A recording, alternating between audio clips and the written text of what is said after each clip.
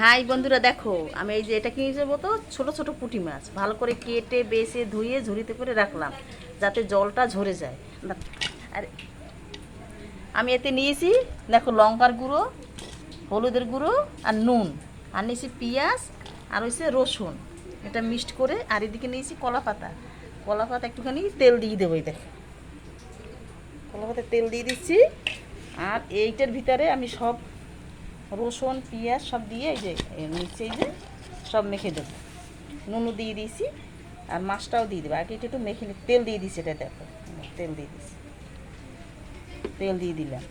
এবারে এই যে এই মাছগুলো আছে সব মাছগুলো একটু দিয়ে দেবো, দিয়ে ভালো করে মাখবো। যেহেতু মাছগুলো ছোটো, সে রসুন দিয়ে দেবো। তবে ভালো করে মেখে এটাকে পাতায় দিয়ে দেবো। এই দেখেন ভালো করে মাখা হচ্ছে, মিশে যাচ্ছে একদম ভালো করে মেখে, তারপর ওটাকে পাতায় দেওয়া হবে। এইবারে এই যে পাতায় দিয়ে দেওয়া হচ্ছে, এই দেখো একদম সুন্দর করে গুছিয়ে দেওয়া হবে।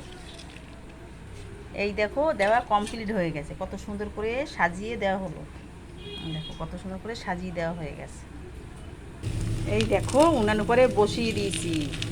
এখন এটাকে ভালো করে আস্তে আস্তে করে হবে, হওয়ার পরে এক পিঠ হলে তারপর এটাকে আর একটা থালায় ঢেলে নেবো, ভালো করে ঢেলে নিয়ে উল্টিয়ে দেবো। উল্টিয়ে আবার একটু উপর থেকে একটু তেল দিয়ে দেবো।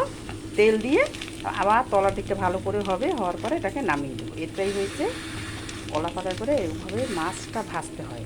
কে কে আমার মতো করে এরকম করে মাছ ভাজে একটু কমেন্ট করে জানাবে। আমি লং করবো না বলে ফিরানোটা দেখাচ্ছি না, মাখাটা তোমাদের দেখিয়ে দিলাম। এভাবে করবে, দেখবে ঠিকঠাক হবে।